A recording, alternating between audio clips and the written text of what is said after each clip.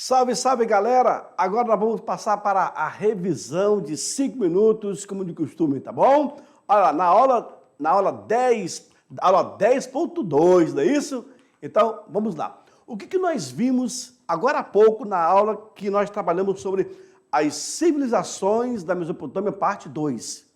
E aí nós falamos sobre os caldeus. Lembra dos caldeus? Pois é. Em 539 a.C., os caldeus foram derrotados pelos persas.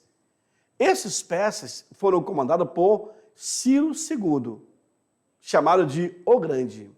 Tá bom? E até me ensinei para vocês aquela questão do Alexandre da Macedônia, né? Alexandre o Grande. Ocorreu a deportação de milhares de hebreus que estavam presos no famoso cativeiro da Babilônia. E esse cativeiro, senhores, demorou aí, 70 anos. Viu? Nabucodonosor II, ele governou por 42 anos. O segundo império babilônico.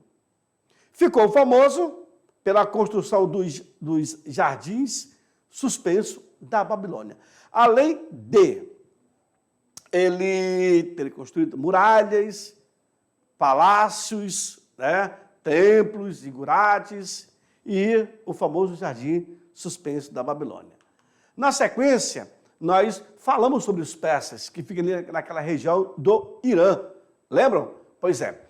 A civilização persa foi uma das mais expressivas civilizações do mundo antigo. O Vale da Mesopotâmia era visto como um vale árido e pouco fértil. Os povos daquela região dependiam de quê? Da agricultura. E eu mostrei durante a aula toda o processo, né, de cultivo da terra, o arado, etc. A Pérsia situava ao leste da Mesopotâmia, no extenso planalto que corresponde onde hoje se encontra o território do Irã, localizado entre o Golfo Pérsico e também o Mar Cáspio. Isso foi visto. Lembraram? Pois é. E também estudamos o famoso Código de Hammurabi. A expressão da famosa Lei de Talião, que é olho por olho e dente por dente, é originário do Código de Hammurabi. E eu expliquei também na minha aula, né? O dano que você causou a uma pessoa tem que ser causado em você da mesma forma. O código buscava uma proporção justa entre o crime cometido contra a vítima e a punição que vai ser imposta ao criminoso. No caso, quem cometeu o crime. Preservado numa estela de pedra negra, ele foi elaborado pelo rei Hammurabi, que governou o primeiro Império Babilônico, de 1792 a 1750. Basicamente, aí, 48 anos. Né?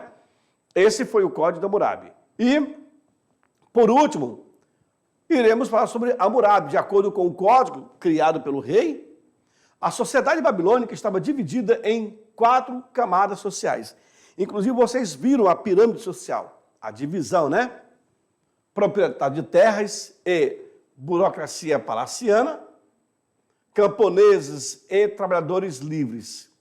Né? E aí nós temos a divisão desse grupo. Aí eu tenho aqui o Ailu, o Mushkenu, o Gurush e o Ardu, certo? Que são a divisão das classes sociais mesopotâmicas. Tudo bem? Visto isso, senhores, não tem outra. Todo esse processo da Mesopotâmia, criado na Idade Antiga, é uma forma de interpretação no que se deu hoje, a transformação da sociedade contemporânea, hoje em que vivemos. Eu até mencionei que vocês irão estudar isso daí quando forem fazer direito, tá certo? Agora eu deixo vocês para poder fazer a atividade. Até daqui a pouco. Tchau, tchau.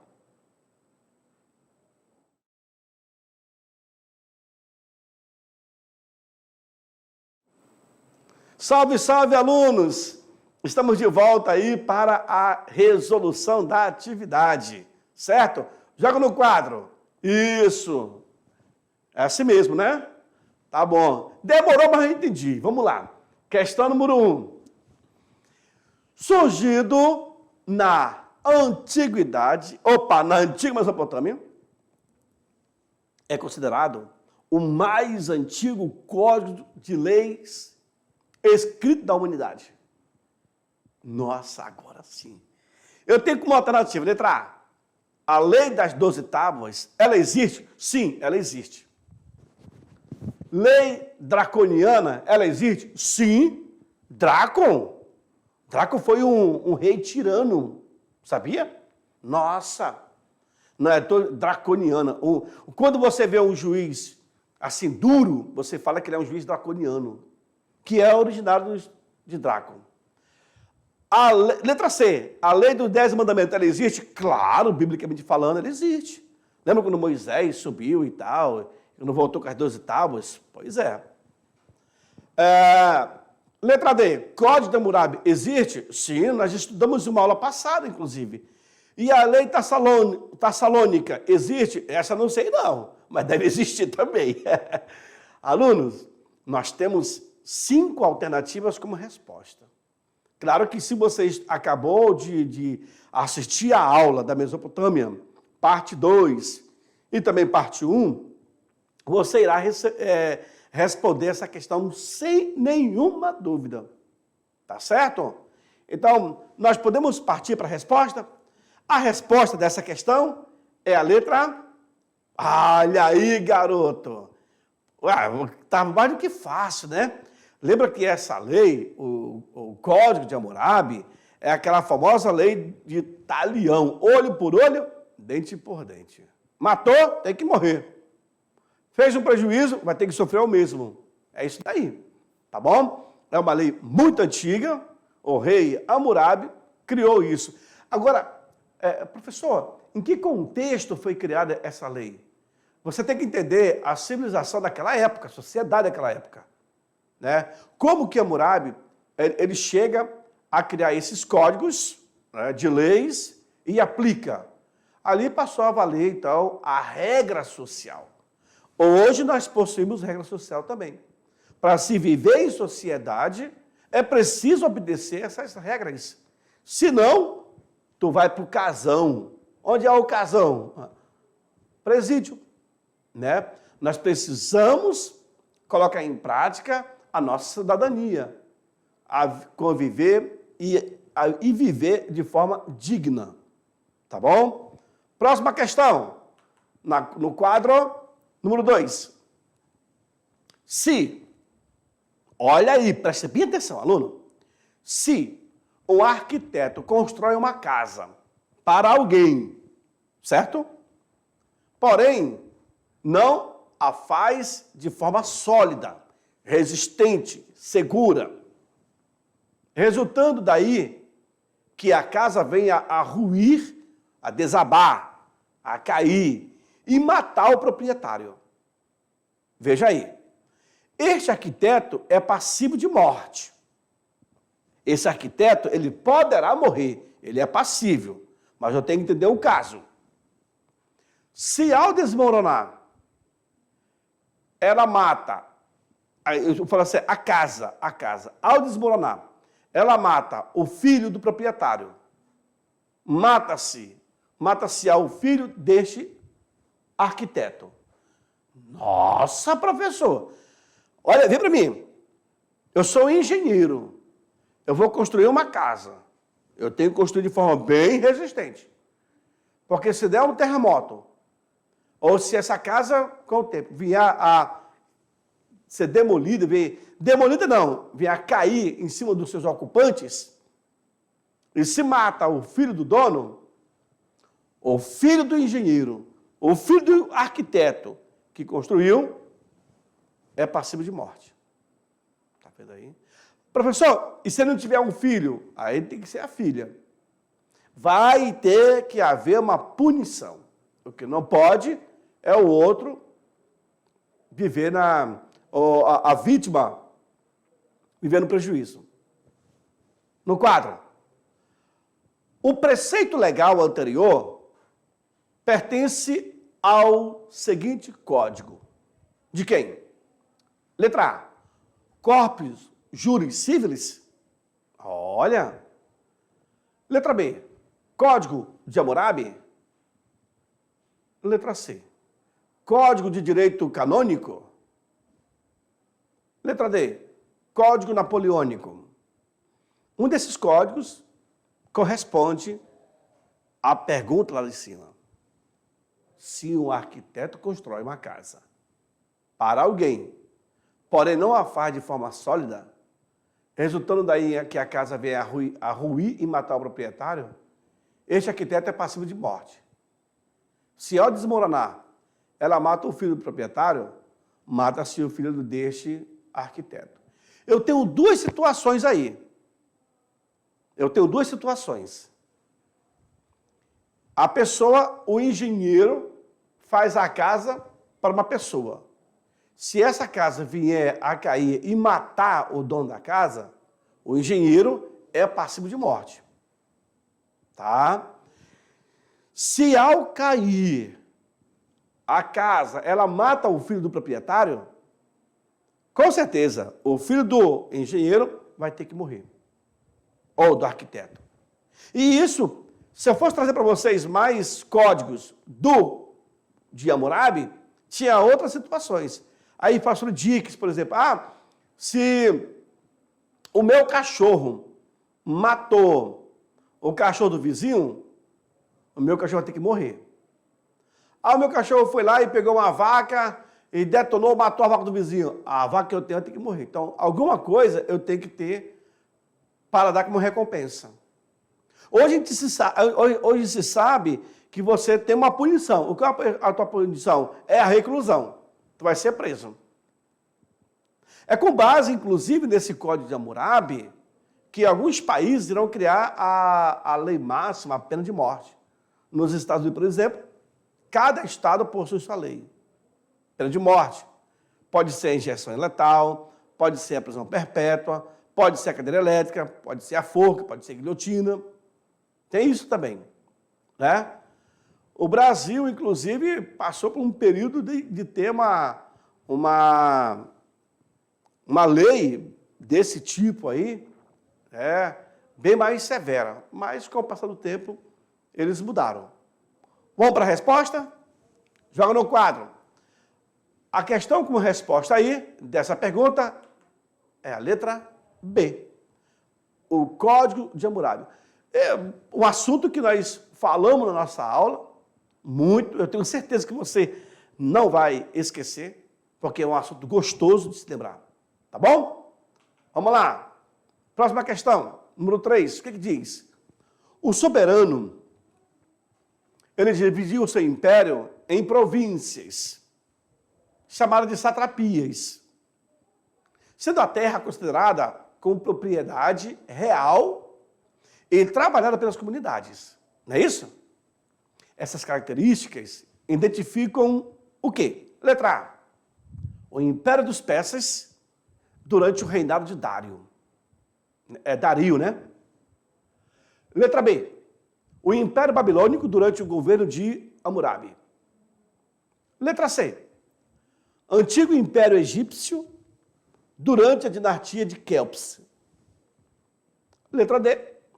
Reino de Israel sob o comando de Davi. E, por último, Estado espartano durante a vigência das leis de Drácon. E aí, galera? Agora sim, o soberano dividiu seu império em províncias, chamadas satrapias, sendo a terra considerada como propriedade real e trabalhada pelas comunidades. Nós estamos falando de que e de quem? Prestaram atenção? Essa pergunta tem tudo a ver com o que vocês estudaram agora há pouco na nossa aula sobre a Mesopotâmia, parte 2. Então, quem respondeu de fato na tela, quem respondeu de fato o Império dos Persas durante o reinado de Dario está correto. Lembra aí? eu ainda falei que esse sistema ele vai se perpetuar, inclusive, na Idade Média. Na Idade Medieval, ali, assim como acaba o Império Romano, em 476, e vai até 1500 e alguma coisinha, né, com a queda do Império Turco Otomano na Europa. Não é isso? A expulsão dos muros. Tá bom? Próxima questão. Essa aqui é do Enem. Essa aqui é caveira. Faca na caveira. Olha lá. O que diz essa questão? Ela falou o seguinte. Acredita-se que foi dos poucos monarcas alfabetizados em sua época. Conseguiu reunir em uma biblioteca importantes objetos do universo cultural ali da Mesopotâmia. Aluno, de quem nós estamos falando? Olhe bem como resposta o que nós temos aí. Eu estou falando de Nabucodonosor? Eu estou falando de Dário I? Eu estou falando de Assurbanipal? Eu estou falando de Guilherme II? Ou de Hammurabi? Cara, aí só teve nome de peso. O que vocês acabaram de ver aí só foi nome de peso. Nomes importantes em destaque. Como é que teve um rei naquela época que já era alfabetizado? É incrível isso, né? Mas aconteceu. Houve, tivemos, sabia? Inclusive ele tinha uma biblioteca particular. Olha aí. E eu até estava falando durante a minha aula sobre a biblioteca de Alexandria, que eram pergaminhos que eram guardados, né? Eram escritos em pergaminho e todos aqueles pergaminhos eram guardados em prateleiras. Antes eram em argila. Por isso que é um cara que tinha, além de escritas, também tinha objetos do mundo mesopotâmico. De novo, no quadro, olha lá. De quem estamos falando? Nabucodonosor? Dário I? Assurbanipal? Guilherme II ou Hammurabi? A resposta para essa questão é a letra A. Olha aí. Assurbanipal. Esse foi o rei intelectual, um rei alfabetizado, um rei com conhecimento de causa. Era um cara que conhecia, além de ter esse entendimento, daquela época, para aquela época, ter entendimento era ser intelectual, então ele era intelectual, querendo ou não. Não sei se usa essa palavra, essa decifração para aquela época, mas era o rei que tinha conhecimento. E, além do mais, biblioteca, como particular. Né? Então, parabéns aí. Agora, Dário, Nabucodonosor, Guilherme e Hammurabi eram pessoas também de extrema relevância, de extrema importância. Última questão, o que ela diz aí? Vamos lá. Explique qual era a importância dos zigurates. Lembra que durante toda a nossa aula, Mesopotâmia 1, Mesopotâmia 2, se falava em zigurates, que são templos, né? E eu creio que em uma das aulas, inclusive, eu falei assim, cara, nós temos, inclusive, aqui no México, alguns zigurates igual isso daí, né, das civilizações astecas, dos maias. Os incas já estão aqui na parte da América do Sul, né? Mas os zigurates tinham uma função. Qual era? Olha lá. Eram grandes templos que mantinham uma ligação com o céu. Era uma representação em escala reduzida do cosmos. Essa construção, na verdade, servia como uma aproximação do homem com o divino. Então, para eles, quanto mais perto do divino, mais consagrados eles estavam. Certinho? Senhores, essa foi a nossa atividade. E aí, eu irei aguardar vocês na nossa próxima aula, dando continuidade nesse mundo antigo, que é fantástico. Até a próxima. Tchau, tchau.